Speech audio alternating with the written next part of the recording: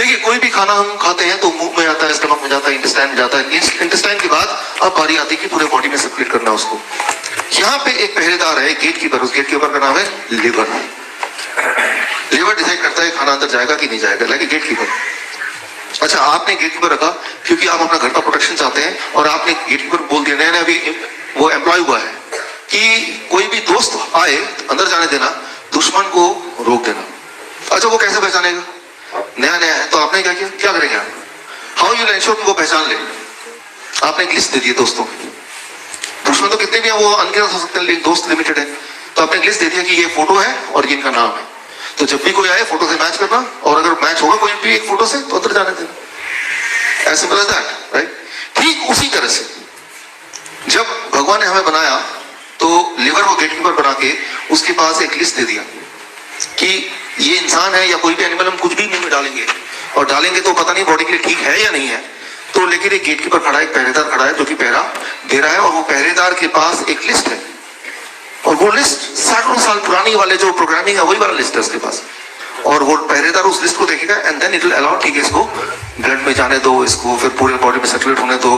This decision is taken by liver, right? भगवान ने जब हमें बनाया था, नेचर ने जब हमें बनाया था आज से कई मिलियन या हजारों साल पहले, तब की वो प्रोग्रामिंग है। उस वक्त बिस्किट था क्या? ब्रेड था क्या? मेडिसिन थे क्या? तो these things are not there. मैं ऐसा नहीं बोल रहा हूँ कि ये खराब है कि अच्छा है, मैं इस पे बोल ही नहीं रहा कुछ, मैं सिर्फ ये बोल रहा हूँ कि ये थे या नहीं थे, राइट? सो ये सब नहीं थे। फॉर एग्जाम्पल, एक बार मान लेते हैं कि आपने एक नया दोस्त बनाया, न्यू फ्रेंड, लेकिन उसका जो फोटो है उस गेट कीपर को नहीं दिया, वो उसको रोकेगा या जाने देगा? रोकेगा ना, उसके लिए तो वो है ही नहीं, एग्जिस्ट नहीं करता। सो आई एम नॉट सेइंग कि क्या खराब है क्या नहीं खराब है, आई एम जस्ट सेइंग कि एक लिस्ट है, वो लिवर के पास है। उस लिस्ट के अलावा कोई भी चीज अगर मुंह से पेट में जाएगा तो लिवर की ये रेस्पॉन्सिबिलिटी है कि उसको वो रोके। कैसे रोकता है वो? सिंपल भाषा में करें तो इसको ये है, it is called bio transformation. तो उसको वापस भेज देगा इंटेस्टाइन में, फिर वो कोलोन में जाएगा, वो टॉयलेट से बाहर निकल जाएगा, बात खत्म। तभी तो रोज टॉयलेट जाते हैं। लिवर ना हो तो टॉयलेट जाने की जरूरत ही ना हो, सब कुछ अंदर जा रहा है, कुछ बाहर जाएंगे। So you understand the important role of liver. Liver का रोल आपको ठीक से आइडिया हो गया कि लिवर चेक करता है कि भाई वो इस लायक है क्या, नहीं है, तो वापस कुछ पहचान में नहीं आ रहा तो बोलते हैं भाई साहब है नहीं घर पे, आप बाहर वापस जाओ, जब आएंगे तो पूछ के आपको, ऐसे ही होता ना। तो the same thing the liver does. अच्छा, अब ये बताइए, कोई भी दवा जब लेते हैं, वो मेडिसिन, कोई भी medicine for that matter, Ayurvedic medicine, homeopathic medicine, allopathic medicine, liver उसको रोकेगा, स्टॉप करेगा या जाने देगा? स्टॉप करेगा। अगर इस थ्योरी के हिसाब से बायो ट्रांसफॉर्मेशन जिसे बोलते हैं, इसको बोलते हैं मेडिकल भाषा में हॉर्मोसिस। हॉर्मोसिस टॉक्सिकोलॉजी एक सब्जेक्ट है, उसमें आप ये पढ़ेंगे तो आपको ये पाया जाएगा, बट मैं सिंपल भाषा में आपको समझा रहा हूं इसको कि कोई भी दवा दुनिया की अगर जाएगा पेट में तो लिवर उसको रोकेगा, बिकॉज लिवर के लिए वो एलियन है, लिवर के लिए वो जाना पहचाना नहीं है, सिर्फ इसलिए रोकेगा, राइट? और फिर वो वेस्ट बन के निकल जाएगा। लेकिन अब मान लो नींद की गोली लेते हैं, नींद आती, पेन की गोली लेते हैं, दर्द चला जाता है, ब्लड शुगर की गोली लेते हैं, ब्लड शुगर कम हो जाता है, ब्लड प्रेशर की गोली लेते हैं, ब्लड प्रेशर कम हो जाता है, right? All this things happens, ये सारी चीजें होती हैं। तो लिवर क्यों नहीं रोक रहा उसको? Why the liver is not stopping? वो कैसे क्रॉस कर जा रहा है? इसको जरा समझिए, बहुत इंपॉर्टेंट है मेरे ख्याल से। आज के पूरे लेक्चर का the most important part is this, जो आप बताने जा रहा हूं। अगर इसको समझ लेंगे, one thing I can tell you, आप बीमार नहीं पड़ सकते, फिर you can not be ill. और जो बीमार है, with this understanding you can heal yourself. What is that? इसको समझाने के लिए आई टेक दिस पिक्चर। अब देखिए, दो पुलिस कांस्टेबल है, इनका काम है कोई भी गाड़ी आएगी तो चेक करके भेजना आगे, और वो 1 मिनट में एक गाड़ी चेक करने की इनकी स्पीड है। 2 लोग मिलके 1 मिनट में एक ही गाड़ी चेक कर पाते हैं। और कोई भी, क्योंकि इनको बताया गया कि यहाँ पे चोर पास कर जाएगा, स्मगलर जाने वाला है, स्मगलर का पहचान भी बता दिया, लेकिन बता दिया स्मगलर जाना नहीं चाहिए, तो हर गाड़ी की चेक कर रहे हैं कि भाई इसमें स्मगलर तो नहीं बैठा, इसमें स्मगलर, वो फोटो मिला रही है। अब वो स्मगलर को पास करना है, उसने एक आइडिया निकाला, उसने भाप लिया कि ये आदमी, ये पुलिस वाले जो है, 1 मिनट में एक ही गाड़ी चेक करने की इनकी स्पीड है। स्मगलर ने क्या किया, हर 1 मिनट में 2 गाड़ियां भेजना शुरू कर दिया उसने, अपने ही लोगों के। तो क्या होगा, इनको क्या करना पड़ेगा, एक गाड़ी को छोड़ना पड़ेगा रैंडमली, मतलब हर 1 मिनट में एक गाड़ी बिना चेकिंग के बाहर निकल जा रहा है, राइट? अब ये इनको पता चल जाएगा यार एक गाड़ी तो छूट रही है, हो सकता है उसी गाड़ी में स्मगलर बैठ के भाग जाए, तो what they will do, head office को फोन करेंगे, भाई ज्यादा गाड़ियां आ रही हैं, आप ऐसा करो 2 लोग और भेज दो, अब 2 लोग और भेज देंगे तो वो 2 लोग यानी कि 4 लोग मिलके पर मिनट 2 गाड़ियां चेक करने की स्पीड इनकी फिर मेंटेन होगी। लेकिन अब स्मगलर सोचेगा ये तो इन्होंने लोग बढ़ा दिए, तो स्मगलर अब भी बचना चाहता तो क्या करेगा, थोड़ी और गाड़ियां बढ़ा देगा ताकि थोड़ी सी गाड़ियां लीक हो जाए। The same thing happens when you take the drugs, medicine. कोई भी मेडिसिन जब लेंगे तो इन दोनों गार्ड की तरह, कांस्टेबल की तरह लिवर उसको रोक देता है। लेकिन लिवर की अपनी कैपेसिटी है, जैसे इन दोनों की कैपेसिटी है। तो वो कितनी कैपेसिटी है, that is what is being taught in medical school, right. इसका मतलब उसका जितनी कैपेसिटी लिवर की रोकने की, उसकी डबल दे दो आप दवाई तो क्या हो जाएगा, आधा तो लिवर ने रोक दिया, वो वेस्ट चला गया, लेकिन आधा पार्ट जो नहीं रोक पाया वो बॉडी के अंदर चला गया। तो जितना दवाई आपको चाहिए होता है उससे डबल दवाई देते हैं, इस बिकॉज ये अंडरस्टैंड करते हुए कि आधा तो लिवर रोक देगा, कोई बात नहीं, जब रोकेगा तो आधा तो और चला जाएगा ना, तो काम बन गया आपका। मतलब किसी भी तरह से मेडिसिन को बॉडी के अंदर सर्कुलेट करना हो तो वो सीधे रास्ते से नहीं, वो चीटिंग करके, लिवर को चीट करके तभी जाता है। Because liver can not allow the drugs, because drugs, medicine, ये सब चीजें पिछले 50-100 साल में ही आई हैं। जबकि हमारा लिवर की जो मैन्युफैक्चरिंग है वो तो लाखों साल पहले की है, तब तो था नहीं ये सारी चीज। तो लिवर, अब लिवर जब देखता है कि भाई ये कुछ चीजें ऐसी हैं जो मैं उसको रोक नहीं पा रहा हूं बिकॉज कैपेसिटी कम है, तो लिवर भी अपनी कैपेसिटी इन गार्ड की तरफ बढ़ाएगा। उसके बाद क्या होगा, आपने अक्सर देखा होगा कि जो ब्लड शुगर है, ब्लड प्रेशर है की दवाइयां हैं, नींद की दवाइयां हैं, आप उसको खा रहे हैं लेकिन वो इफेक्टिवली काम नहीं कर रहा है। तो वो बोलते हैं डॉक्टर साहब पहले तो नींद आती थी, तो लेकिन आपको दवा लेने से नींद नहीं आती। डॉक्टर क्या करेगा, वो समझ जाएगा कि लिवर ने अपनी कैपेसिटी बढ़ा दी, तो डॉक्टर क्या करेगा, उस स्मगलर की तरह कैपेसिटी थोड़ी और बढ़ा देगा। ठीक है भाई, ज्यादा डोज ले लो। ब्लड शुगर का पेशेंट ऐसा तो होता है, एक सम मोर मेडिसिन, थोड़ी और मेडिसिन ले लो, थोड़ी और मेडिसिन वो देने लगता है, तो दोबारा से बोलता है अब आराम मिल गया, होता है ना सर। तो वो एक चोर पुलिस का खेल चलता जा रहा है, लिवर भी अपना ताकत बढ़ाता जा रहा है और उधर से मेडिसिन भी बढ़ती जा रही है, राइट। लेकिन एक टाइम आएगा जब liver will lose the battle, right. तो तब लिवर जवाब दे देगा, या तो एक टाइम आएगा या फिर एक टाइम ऐसा आएगा जब लिवर ये सोच लेगा कितनी भी ताकत आ जाए, उस लिवर ने एक ऐसा मैकेनिज्म बना लिया, पहचान लिया इस चोर को, चाहे ये कैसे भी हो जाए मैं इसको रोक ही रहूंगा। अब कितने भी क्वांटिटी में दवा दें, ब्लड शुगर की दवा दें, ब्लड प्रेशर की दवा दें या कोई भी और दवा दें, वो इफेक्टिवली काम करेगा ही नहीं, बिकॉज लिवर हैज अंडरस्टूड कि कैसे इनको रोकना है। वो लड़ाई, वो तभी तो वो ढाई के ना, तो तभी वो तभी उसको सेकंड ब्रेन बोलते हैं। It learn that with in few months, few years.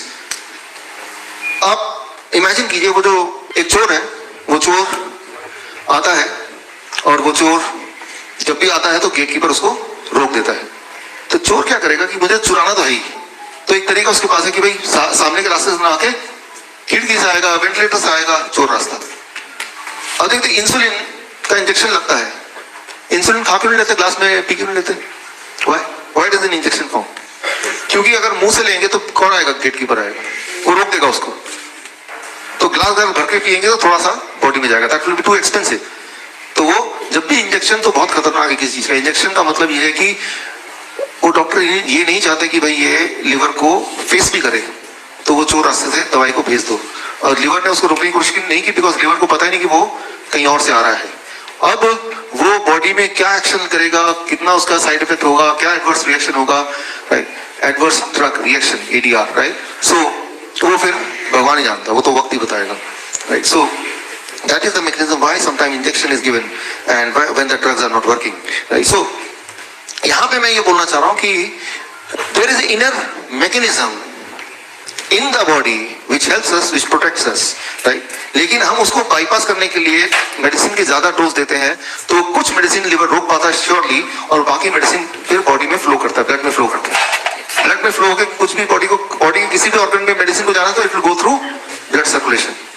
एक इंपॉर्टेंट बात मैं आपको यहां बता दूं, कोई भी मेडिसिन, कोई भी दुनिया का केमिकल, मेडिसिन भी छोड़िए, कोई भी दुनिया का केमिकल जब ब्लड में फ्लो करता है, when it flows in the blood, तो ये देखिए, this called inner layer, this called inner layer, this called endothelium. Blood vessel का जो इनर लेयर है इसे बोलते हैं एंडोथेलियम लेयर। एंडोथेलियम लेयर क्या होता है, वो खुरदरा होने लगता है, खुरदरा, यू अंडरस्टैंड, वो इन्फ्लेम होने लगता है, इन्फ्लेमेशन, घाव होने लगता है। अब जब घाव होता है तो क्या होता है, वो चिपचिपा हो जाएगा। अच्छा, जब चिपचिपा हो जाएगा तो क्या होगा, अब इसी ब्लड में कोलेस्ट्रॉल फ्लो कर रहा है, फैट फ्लो कर रहा है, प्रोटीन फ्लो कर रहा है, ब्रेकडाउन होने के बाद इसमें न्यूट्रिशन फ्लो कर रहा है, मिनरल फ्लो कर रहा है, तो क्या होगा, वो चिपचिपा है, तो क्या होगा, वो सारे चिपकने लगेंगे। अच्छा, चिपकने से क्या होगा, what will it will convert into what, it will become blockage। अब वो ब्लॉकेज को ले लें और उसको माइक्रोस्कोप के अंदर डालेंगे, देखेंगे इसमें तो कोलेस्ट्रॉल है, तो बोलेंगे देखो cholesterol causes blockage. But do you really think cholesterol causes blockage? जरा सोचिए, घर में आप देखेंगे बाथरूम में पानी लीक कर रहा है, तो पानी लीक कर रहा है, आपने किसी को बुलाया, पानी लीक कर रहा है, बोलेगा ऊपर का पानी का सप्लाई बंद कर दो, क्योंकि पानी पानी है तो, राइट। सो पानी लीक कर रहा है तो पानी की गलती नहीं है, कहीं पे लीक होगा तो उसको ठीक करो, राइट। सिमिलरली अगर ब्लॉकेज है तो वो कोलेस्ट्रॉल दिखेगा, उसमें कैल्शियम दिखेगा, उसमें और बहुत सारे फैट दिखेंगे। दैट डज नॉट मीन कि उनकी वजह से है, उसका मतलब सिर्फ इतना है कि वो इन्फ्लेमेशन को, घाव को दूर करना है, ना कि कोलेस्ट्रॉल इटसेल्फ को कम करना है। देखिए, अगर मैं छोटी सी बात बोलूं, कोलेस्ट्रॉल, व्हाट इज कोलेस्ट्रॉल? एक अंडा लीजिए, अच्छा अंडे को एक पर्टिकुलर सर्कमस्टेंस में रखते हैं, कुछ दिनों तक इसको घुमाते हैं, एक पर्टिकुलर टेम्परेचर देते हैं, क्या होता है उसके अंदर से एक चिड़िया निकल आती है, अंडे के अंदर चिड़िया निकली। ऐसा क्या उसके अंदर कि उसके अंदर एक लाइफ छुपा था, लाइफ में कन्वर्ट हो गया। अगर किसी लैब में देंगे तो लैब वाला बताएगा 68% of the energy inside that egg is cholesterol and rest जो है वो बाकी सारी चीजें, जितनी सारी न्यूट्रिएंट और होते हैं। No cholesterol no life. बल्कि कोलेस्ट्रॉल को एक्स कैटेगरी ड्रग में डाला हुआ है। एक्स कैटेगरी मतलब जो लोग प्रेग्नेंट होना चाहते हैं वो ये ना ले, क्योंकि कोलेस्ट्रॉल कम करेंगे तो जीवन कम हो जाएगा। तो कोलेस्ट्रॉल एक बहुत अच्छी चीज है, इनफैक्ट उसके बिना जीवन शुरू नहीं हो सकती थी। हमारे बाल बढ़ते हैं, हमारे नाखून बढ़ते हैं, हमारे ब्लड चेंज होते हैं, हर 3-4 महीने में नए ब्लड आते हैं, स्किन चेंज होता है, उसकी सबकी आउटर लेयर किस चीज का बना हुआ है, कोलेस्ट्रॉल। तो उसको कम करने की जरूरत नहीं है, वो तो ज्यादा ही होना चाहिए। लेकिन यहाँ पे हम यहाँ पे ये दिखाएंगे, देखो इसके अंदर कोलेस्ट्रॉल है, इसको हटाओ। कोलेस्ट्रॉल कितना भी हटा लें, वो जब तक चिपचिपाहट रहेगी तब तक ब्लॉकेज रहेगा, राइट। तो अब चिपचिपाहट ना रहे उसके लिए क्या करना पड़ेगा? अब देखिए, हमारे आसपास की सड़क है जो गाड़ियों के लिए बनी है, गाड़ी मतलब कार जिसमें टायर होते हैं, अगर वहां पे टैंक को चलाए तो टैंक, जंग का टैंक, तो क्या होगा उस सड़क में? What will happen? रोड टूट जाएगा, क्योंकि वो जो रोड बना था, वो रोड बनाते वक्त इस बात को नहीं ध्यान दिया गया था कि इसमें टैंक भी चले। टैंक के लिए वो सुटेबल रोड नहीं है, राइट। तो अच्छा, उस रोड को टूटने से बचाने के लिए क्या करना पड़ेगा? सिर्फ एक ही तरीका है कि टैंक को वहां चलने ना दिया जाए। कोई बोले टैंक भी चलेगा और रोड भी ना टूटे, वो हो नहीं सकता, बिकॉज रोड जब बना था तो वो उसमें उसकी जो मजबूती है वो टैंक के हिसाब से नहीं थी।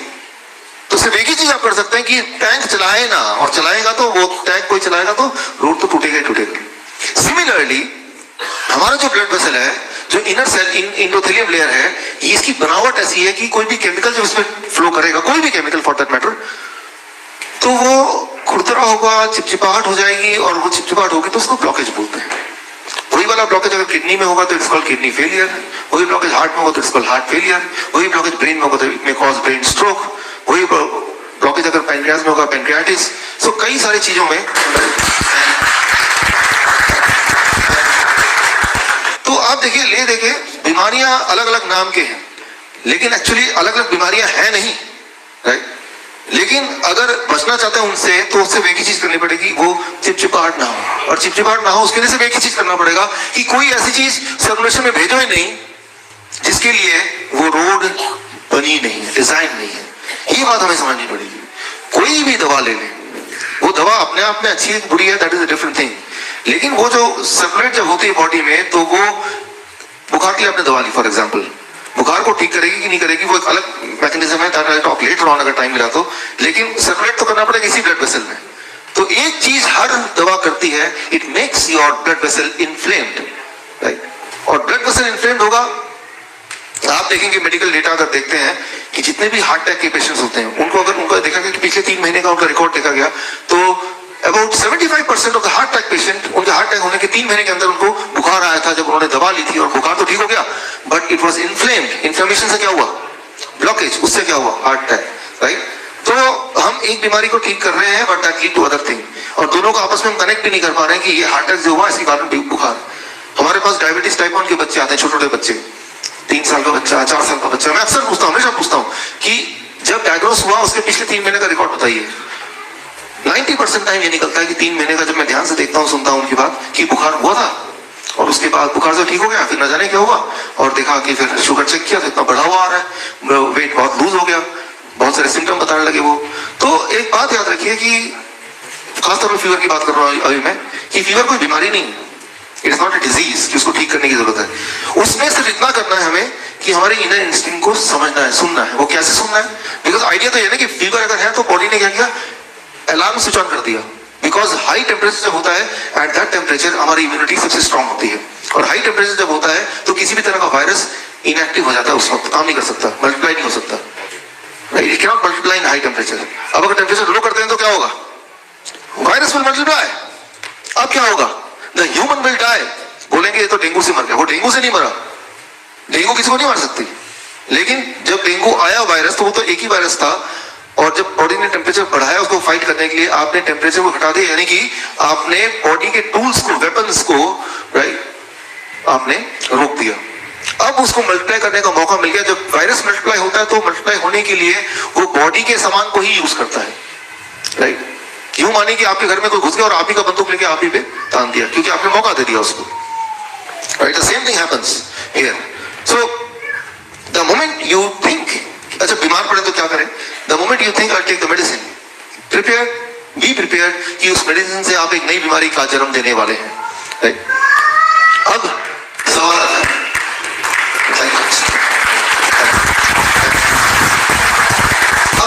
कि तो फिर अगर ऐसी सब बातें हैं तो लोग कोई भी दवा खाते हैं, बीमारी पड़ते हैं, तो जाते क्यों हैं? अब देखिए एक इंपॉर्टेंट वर्ड है यहाँ पे, दैट इज कॉल्ड एक्सपेक्टेशन, उम्मीद। उम्मीद होती है कि उम्मीद है कि हम ठीक हो जाएंगे। ह्यूमन ब्रेन जो है वो लॉजिक पे नहीं चल रहा, ह्यूमन ब्रेन है वो उम्मीद पे चलता है। उम्मीद अपने आप में एक साइंस है, expectation is the science, I will get all right, right? आज से 100 साल पहले, 200 साल पहले लोग मंदिर जाते थे, पूजा करते थे, ठीक हो जाते थे। उम्मीद, it is called medical science में बोलते हैं प्लेसिबो, प्लेसिबो, प्लेसिबो, राइट? ये अपने आप में साइंस है। आपको लगा कि मैं ठीक हो सकता हूँ, वो जो लगना अपने आप में, वो भी एक इंपॉर्टेंट रोल प्ले करता है। फिर वो लगा कैसे, किस चीज की वजह से लगा? कोई ताबीज पहन लिया तब लगा, या फिर कोई दवा खा ली तब लगा, या किसी मंदिर में गए तब लगा, किसी ने मन्नत मांगी तब लगा। तो उसका भी एक कंट्रीब्यूशन होता है जो आपके हीलिंग में काम करता है। वो 100% काम नहीं करेगा, लेकिन उसका एक कंट्रीब्यूशन, एक पार्टली कंट्रीब्यूशन है, that plays an important role. Thailand में कई तरह की मेडिकल पद्धति है, यहाँ तो फिर एलोपैथी है, सिर्फ एलोपैथी इज 99% और बाकी सारा 1%। इंडिया, थाईलैंड में ऐसा नहीं है, वहां एक सिस्टम है एलोपैथिक सिस्टम, एक सिस्टम है allopathic plus Chinese dual system, तीसरा सिस्टम है सिर्फ चाइनीज सिस्टम, चौथा है ट्रेडिशनल। ट्रेडिशनल मतलब बाप ने अपने बेटे को बताया, बेटे ने अपने बेटे को बताया, कहीं लिखा पढ़ा नहीं है, एक जनरेशन चला रहा है। फिर एक सिस्टम है क्वैक, क्वैक मतलब आरएमपी टाइप, जो डॉक्टर नहीं है लेकिन कुछ भी दवा देके, जो जड़ी बूटी देके, कुछ भी देके उसको ठीक कर रहा है। WHO ने स्टडी किया इन पांचों मेथड में से किससे लोग ज्यादा ठीक होते हैं, किसमें लोग ज्यादा सेटिस्फाइड हैं, और WHO ने ये दिया, उनका जो मेडिकल, उनका जो कंक्लूजन आया कि पांचों की पांचों पद्धतियां बिल्कुल अच्छी हैं, पांचों से ही लोग उतने ही ठीक हो रहे हैं, एक जैसे ठीक हो रहे हैं। तो अल्टीमेटली कहीं जाएं, एक फेथ से जाते हैं। अगर आप मेरे पास आएंगे, there is a faith, body तब तक ठीक कर रही है, राइट? वो तो बॉडी कर ही रही है, और आपका फेथ मुझसे जुड़ा हुआ है, अल्टीमेटली आपको ठीक होना ही है। अब ठीक किसने किया? मैंने किया, right? So try to understand, that is one faith. जहां भी आपका फेथ है वो फेथ काम करेगा, लेकिन फेथ अपनी जगह पे काम कर रहा है, लेकिन आप कुछ ऐसी चीजें खा रहे हैं जो बॉडी को हार्म कर रहा है, तो वो बीमारी तो ठीक हो गई, लेकिन एक नई बीमारी का जन्म भी साथ में हो गया। That's what you have to understand here, right? So यहां हम बात कर रहे थे एक्सपेक्टेशन की, प्लेसिबो की। बीमार रहने का ये मतलब नहीं कि बैलेंस बिगाड़ के और ज्यादा बीमार पड़ जाए, राइट? सो बीमार है, आई अंडरस्टैंड, उस वक्त हम थोड़ा डेस्परेट हो जाए, ठीक कैसे करें? फिर वो एक्सपेक्टेशन वाली बात, उम्मीद वाली बात, और जो उम्मीद है, अच्छा ये देखिए कि मैंने आपको एग्जांपल दिखाया कि दोनों एक टेस्ट के हैं, क्या कोई लॉजिक है उसमें? पापड़ जो कड़क से आवाज आएगी तो वो ज्यादा टेस्टी, कोई लॉजिक है उसमें? उसमें कोई साइंस है? कोई साइंस नहीं है। उम्मीद, एक्चुअली ह्यूमन ब्रेन जो है वो साइंस पे चलता ही नहीं है, ह्यूमन ब्रेन जो है लॉजिक पे चलता ही नहीं है, वो चलता है एक्सपेक्टेशन पे, वो चलता है जैसे हम बोलेंगे नॉर्मल भाषा में भेड़ चाल। जो चीज बार बार होती जा रही, होती जा रही, होती जा रही, होती जा रही, जो चीज हमारा दिमाग, आंखें, नाक, कान उसको देख रहे हैं, एक्सपीरियंस कर रहे हैं, तो वही उसका अल्टीमेट ट्रुथ है, उसी को वो ठीक मानता है, उसी को एक्सपेक्ट करता है कि यही होना चाहिए। उससे अलग कभी कुछ होगा तो बोलेगा ये खराब है। जब भी आप डिसाइड करते हैं ये ठीक है, ये खराब है, तो जो चीज एक्चुअली आपके लिए ठीक है उसे आप शायद मना ही करते हैं। इट डिपेंड्स कि आपका पास्ट में जो एक्सपीरियंसेस हैं उसका कलेक्शन क्या है, and that is what you have to understand. अच्छा ऐसे में हम करें क्या, तो ये तो सारी सिचुएशन है, right? तो इस सिचुएशन को ध्यान रखते हुए what we have to do, so आज उस पर बात कर रहे हैं कि what we have to do. यहाँ से जब घर जाएं तो इस नॉलेज को अंडरस्टैंड करते हुए इसको हम प्रैक्टिकली अपने जीवन में अपने प्रॉब्लम्स को सॉल्व करने के लिए how we can use it, right. So उस पर हम फोकस करेंगे। अभी तक मैंने समझाया कि चल क्या रहा है, हमारा दिमाग कैसे बना है, हमारी चॉइसेस कैसे बनी है, मेडिसिन कैसे काम करता है, लिवर क्या करता है। अब मैं बताने जा रहा हूँ कि हमें क्या करना है once you go back home. Once you go back home from today what you have to do. Imagine कीजिए कि आज एक नया मेडिसिन, एक नई मेडिसिन का लॉन्चिंग होता है।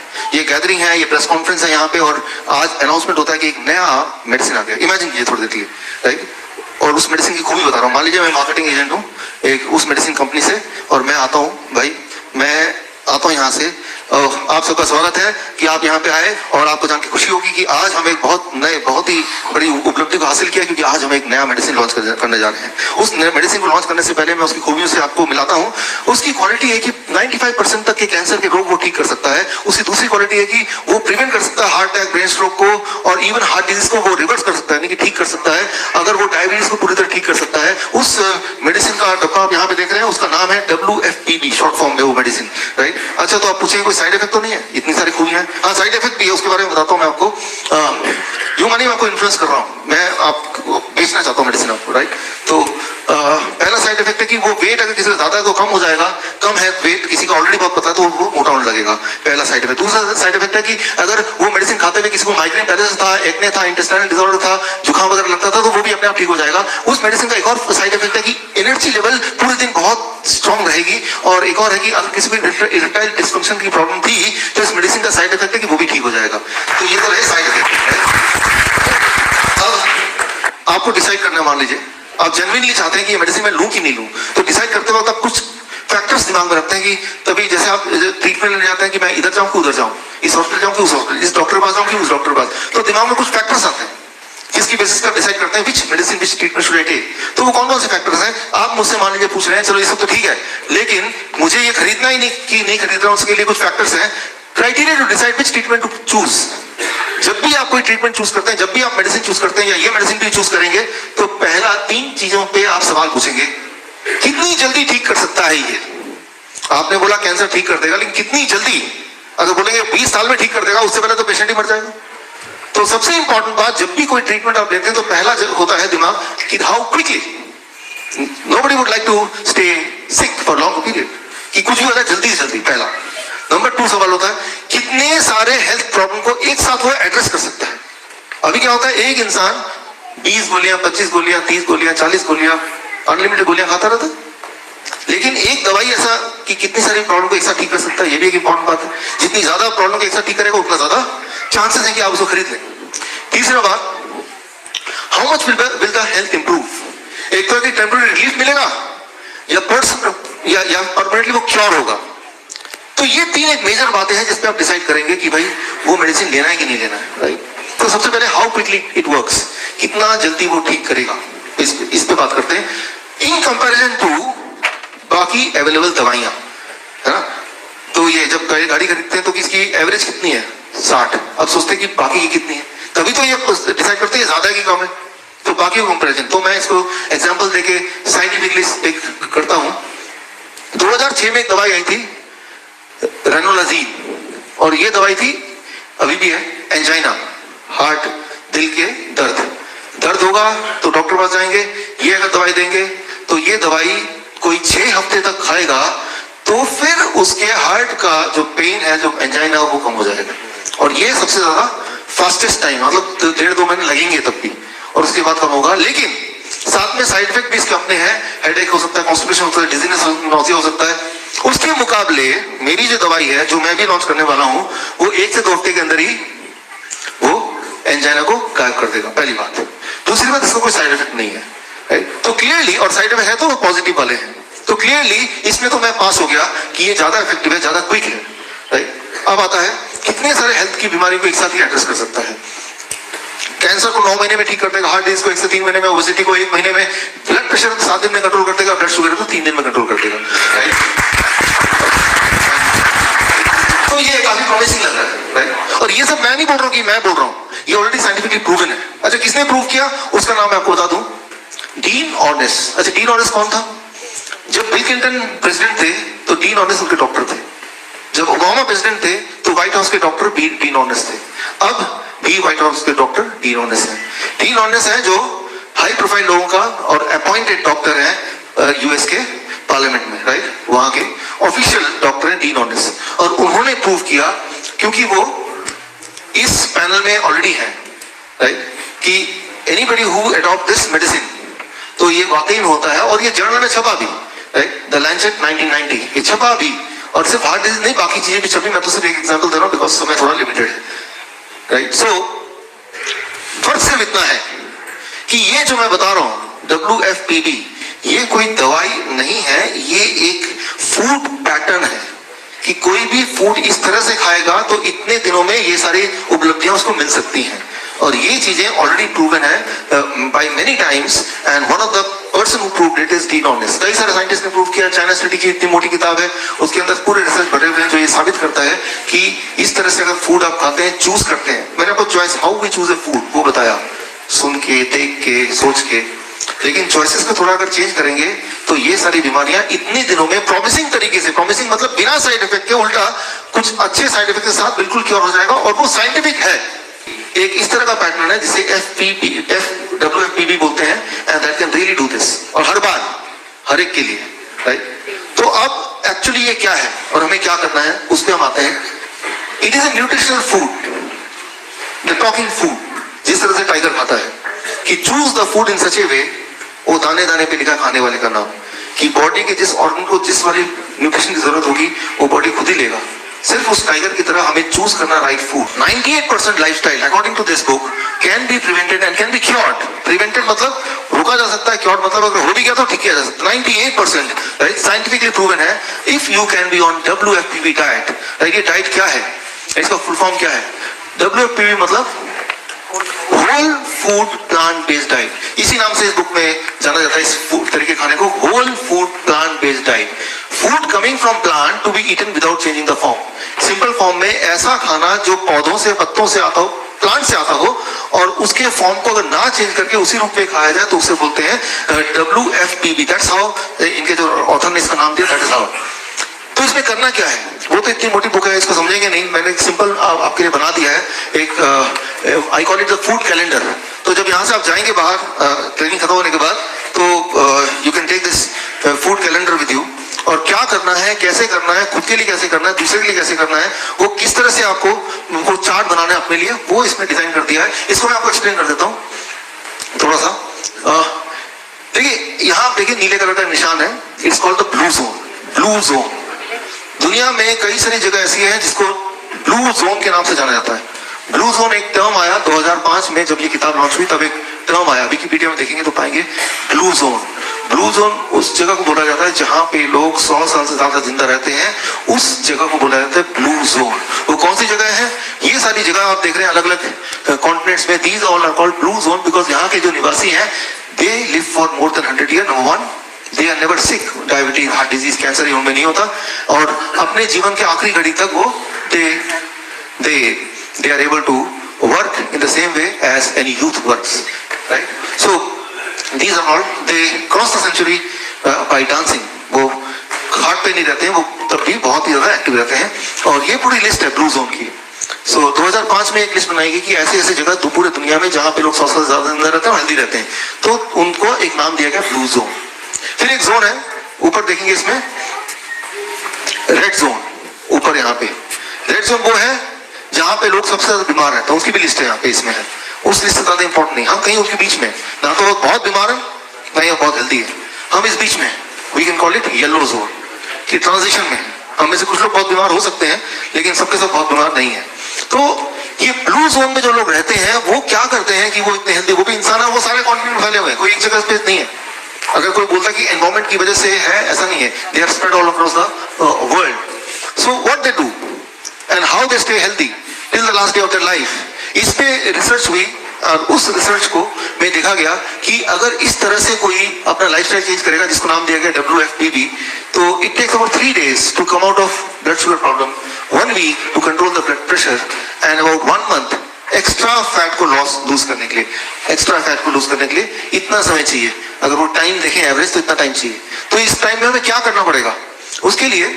अब देखें यहां पे एक टेबल बना है, इस टेबल में आपको पता करना है अपना फूड इंडेक्स। हर एक इंसान का एक फूड इंडेक्स नंबर है, वो आपको पता करना है। वो पता करने के लिए टेबल आप यूज कर सकते हैं, सिंपल टेबल है। इसमें आपको सिर्फ इतना करना पड़ेगा, यहाँ पे आपका आ जाएगा हाइट, मान लो ये 5 फीट है, और यहाँ पे आ जाएगा आपका वेट, मान लो 60 kg। 5 फीट और 60 kg, यहाँ पे आ जाएगा 500 क्रॉसिंग में। तो योर फूड इंडेक्स इज 500। मतलब अगर आपकी हाइट 5 फीट की है और आपका वेट 60 kg का है, तो आपका फूड इंडेक्स क्या हुआ? 600, right? So your food index is 500। सो इस तरह से आपके हाइट और वेट के हिसाब से एक नंबर आएगा, वो नंबर है आपका फूड इंडेक्स, राइट? ये जो बुक में सारा कुछ एक्सप्लेनेशन उसको मैंने सिंप्लीफाई करके मैंने ऐसे बना दिया ताकि आप आराम से उसको कर पाए घर जाके। अब फूड इंडेक्स को अंडरस्टैंड करने के बाद सेकंड, ये आपका हाइट है, ये आपका वेट है, राइट?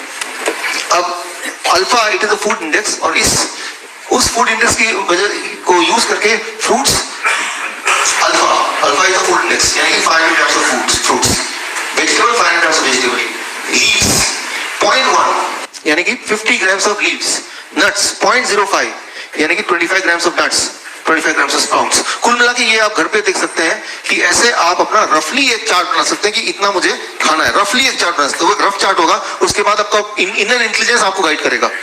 पहले एक चार्ट बना दिया, फिर आपका inner intelligence they will guide you further to modify the chart, right? और उसको कैसे खाना है, कब क्या खाना है, उसका भी एक रफ चार्ट ये है। ये एक पाई चार्ट है, इसको ध्यान देखेंगे तो इसमें सारा एक्सप्लेन है, right? And if can do it, right? अगर आप इसको करते हैं तो कुछ महीनों में, जो कैंसर है it takes 9 months, right? Heart disease takes 1 month, मोटापा है तो 1 महीना, कुछ महीनों के अंदर बीमारियां जाती रहेंगी। लेकिन इसमें एक गड़बड़ है, उस गड़बड़ को मैं एक्सप्लेन करना चाहता हूं। मैं उदाहरण दे रहा हूं, स्टीव जॉब्स बीमार पड़े थे 1974-75 में, उनको कैंसर हो गया था। तो वो स्टीव जॉब नहीं थे, एक्चुअली एक आम इंसान थे। तो वो इंडिया आए थे, जैसा कि उन्होंने अपने बायोग्राफी में लिखा है, ऑटोबायोग्राफी। और इंडिया आके उन्होंने इस तरह का जो खाना हम बोलते हैं, जैसे नेचुरोपैथी कहते हैं इंडिया में, भारत में, राइट? वो सीखा और वो खाने लगे और वो कैंसर से ठीक हो गए और वो ठीक रहने लगे। फिर 2000 के बाद उन्होंने जब उनके पत्नी ने पूछा कि भाई आप इस तरह से खाना क्यों खाते हो, कच्ची खाना खाते हो, कच्ची सब्जी, तो मजाक में उन्होंने रिवील कर दिया कि भाई मुझे तो कैंसर था और मैं ऐसे खाता हूँ। वो जो कैंसर वर्ड सुना, उसकी बीवी ने और उनके दोस्तों ने पकड़ के उनको डॉक्टर के पास भेज दिया हॉस्पिटल में, ये तो कैंसर और ये क्या कर रहे हैं, तो सारी खतरनाक चीज खा रहे, राइट? तो that I call yellow zone transition. आप देखते हैं ना येलो जोन क्या होता है, गाड़ी जब आप ट्रैफिक लाइट में होते हैं, येलो वाला टाइम होता है, उसमें क्या होता है, आप जा नहीं सकते, लेकिन तब हार्ट बीट कम होती, ज्यादा होती है, राइट? तो जाना है, तैयारी कर रहे हैं, बट जा नहीं सकते अभी। तो मैंने देखा जो diabetes educator they will relate to it, कि जैसे आप इस डाइट पे आते हैं, जो पेशेंट आता है तो वो येलो जोन में आता है, तब आसपास वाले जो है इन्फ्लुएंस करते हैं, अरे ये क्या कर रहे हो, राइट? आप जाके करेंगे तो बोलेंगे आपके घर वाले जो है, आप तो वो हेल्थ की ट्रेनिंग में गए, आप अपना हेल्थ ठीक करना, आप तो दिमाग खराब करके आ गए, राइट? ये क्या कर रहे हो, व्हाट इज दिस? आपने दूध पीने छोड़ दिया इसके हिसाब से, राइट? डेयरी प्रोडक्ट छोड़ दिया, ये दवाई भी छोड़ दी, right? So this called yellow zone, मतलब वो डर वाला टाइम। उस टाइम में आपका बिहेवियर क्या होगा, आपका बिहेवियर एक्सपेक्टेडली क्या होगा, वो ये होगा कि पास्ट में मैं क्या करता था, तो क्या करेंगे आप, छोड़ छाड़ के ब्रेन बोलेगा यार तुम चुपचाप उसी रास्ते में चलो जैसे चलते आए हो, तो रिजल्ट भी वही वाला आने वाला जो आया करता था, that you know well, right? If you don't do new action you can not get the new result, right? फिर कुछ दिन बाद मिलते हैं, डॉक्टर साहब मैंने आपको वो सेमिनार अटेंड किया था, मैं तो अभी भी वैसे ही हूँ, लेकिन एक्शन थोड़ा चेंज हुआ, सेमिनार तो अटेंड किया था आपने, right? So you to change your action also, you to bold enough. मैं आपको एक उदाहरण से समझाता हूँ इस चीज को। देखिए मान लीजिए ये एक वुडन लॉग है, लकड़ी का टुकड़ा है, चलना है, 2 फीट चौड़ाई है, 10 फीट लंबाई है, इसके ऊपर चलना है, चल पाएंगे आप? ऑफ कोर्स चल पाएंगे, लेकिन इसको 2 स्टूल के बीच में रख दूं, क्या आप तब भी चल पाएंगे? आप बोले हाँ चल लेंगे भाई। अगर मैं 2 बिल्डिंग के बीच में रख दूं सेम चीज को, स्किल वही है, करना वही है, कोई नई चीज करने नहीं बोला, लेकिन अब आपका जो पास्ट का एक्सपीरियंस है वो इन्फ्लुएंस करेगा। पता नहीं क्या होगा, गिर गया तो क्या होगा, हड्डियां टूटेंगी, कितने टुकड़े हो जाएंगे मेरे, मैं मर जाऊंगा, मेरे तो बच्चे भी हैं, हजारों चीज, that is called the past experience, you influence by the past experience. तो आप बोलेंगे शायद नहीं चल पाएंगे, है ना? अच्छा मैं एक और सिचुएशन देता हूँ कि आपकी आंखों में पट्टी है, हेलीकॉप्टर आपको उठाता है, पूरे शहर का चक्कर लगा के आपको वहां पे ड्रॉप कर देता है, आपको ये नहीं बताया जाता कि आपको जमीन पे है कि हवा में, आपको बस एक आवाज सुनाई देती नीचे से, सब ठीक है आगे बढ़ो, चल पाएंगे? और जब आधे तक पहुंचे फिर बोला अपनी पट्टी डालो।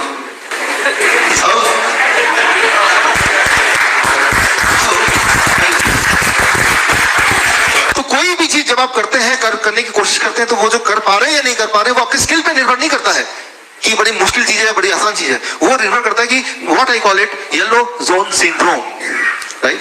वो येलो जोन सिंड्रोम, वो जो हार्ट बीट फास्ट हो गया, रेड येलो लाइट, राइट? तो जब हम को इस डाइट, जो भी डाइट अभी आपकी है उसको चेंज करके, जो भी आप मेडिसिन ले रहे हैं उसको चेंज करके जब सोचते हैं चलो ये करके देखते हैं, उस दौरान आपके आसपास के लोग हैं वो उठा के आपको धक्का देते हैं येलो जोन सिंड्रोम में, और चांसेस ये है कि यू सकम टू इट, और आप सोचते हैं छोड़ो यार कौन पंगे ले, जो चल रहा था चलने दो, राइट? तो आपको बस उस येलो जोन को पार करना है, येलो जोन सिंड्रोम। इसीलिए हमारे पूरे भारत में करीब 750-800 diabetes educator, we call them diabetes educator, और अब भी काफी सारे आप में से हैं, एक बार फिर हाथ उठ कर या थैंक यू। तो उस वक्त येलो जोन से आप भागे ना, इसलिए मेरी तरह ऐसे बहुत सारे डायबिटीज एजुकेटर हैं जो अपने अपने प्रोफेशन में हैं, बहुत अच्छा काम कर रहे हैं, लेकिन खुद येलो जोन को क्रॉस करके वो इस जोन में आए हैं, ब्लू जोन में, अब चाहते हैं कि बाकी लोग भी आए, राइट? सो वो येलो जोन में से आप वापस, अगर रीडिंग किस दिन देख लिया ब्लड प्रेशर का 140 141/91 हो गया, तो घबरा के दवा लेना शुरू करेंगे कि नहीं? That is yellow zone syndrome. तो बस वहीं पे आपको स्ट्रॉन्ग रहना है। मैंने आपको क्लियरली साइंस समझा दिया कि दवा लेंगे तो नंबर घट जाएगा, लेकिन आपका इरादा नंबर घटाने का है या हेल्थ को बढ़ाने का? दोनों एक चीज नहीं है। अक्सर आपने सुना होगा हॉस्पिटल जाइए, कान में वो पेशेंट, वो नर्स डॉक्टर साहब वो पेशेंट तो मर गया, लेकिन अच्छी बात यह कि ब्लड प्रेशर अभी भी, ब्लड शुगर अभी भी नॉर्मल है। तो पेशेंट के रिश्तेदार आए, सब लोग बैठे बहुत दुखी है, नर्स उनको पहली बार बता रही है, बहुत दुख के साथ बोलना पड़ रहा है आपका पेशेंट की डेथ हो गई, लेकिन खुशी की बात है कि ब्लड शुगर बिल्कुल नॉर्मल है। तो आपको खुश होना चाहिए ना, क्योंकि आपका मेन मकसद तो ब्लड शुगर को नॉर्मल करने आया था कि आपको हेल्थ को वापस लेने आया था। अगर तो आप चाहते हैं कि हेल्थ को वापस लें तो वो दवा के रास्ते से नहीं है, that you understand very clearly. अगर वो होता तो जो लोग सबसे ज्यादा दवाई ले रहे हैं वो सबसे ज्यादा हेल्थी होने चाहिए था ना, right? So what I mean to say, वो येलो जोन सिंड्रोम, उससे आपको बाहर निकलना है, क्योंकि जब आप इस तरह के डाइट में रहेंगे, जिसमें जो इसमें दिया हुआ है, इसमें क्लियरली मेंशन है क्या करना है, कैसे करना है, तो जब इस तरह के डाइट में रहेंगे तो थोड़े बहुत विड्रॉल सिम्टम, राइट, कि अलग चीज कर रहे हैं तो ब्रेन रिमाइंड करेगा, लोग रिमाइंड करेंगे भाई क्या कर रहे हो, उसको बाईपास करना है, लगे रहना है थोड़े दिन के लिए, मैं सालों साल नहीं बोल रहा, 15 दिन के लिए, 15 डेज अगर आप स्टिक करके आए तो वो येलो जोन सिंड्रोम से बाहर निकल गए। Now you are blue zone syndrome, you are in a comfort zone, अपने कंफर्ट जोन में आएंगे। तो इसमें क्या करना होता है, इस वाले डाइट में अगर सिंप्लीफाई करें तो फ्रूट्स बहुत सारे, 500 ग्राम से 1 किलो, रॉ वेजिटेबल कच्ची सब्जी 500 ग्राम से 1 किलो, ग्रीन लीफ पत्ते, राइट, करीब 50 ग्राम से 100 ग्राम, राइट, ये सारी चीजें ज्यादा खानी होती हैं, और दूध छोड़ना होता है पूरी तरह से। और अगर दूध ज्यादा ही आपको पीना है तो हफ्ते में एक बार कभी पी लिया, टेस्ट की वजह से, क्योंकि ब्रेन आपका पीछा कर रहा है, याद दिला रहा है, लेकिन वो दूध किसी भी तरह से आपको नहीं पीना होता है इसमें, राइट? तो that is how you to do it, आपके लिए भी, अपने बच्चों के लिए भी। ठीक, thank you friends, thank you.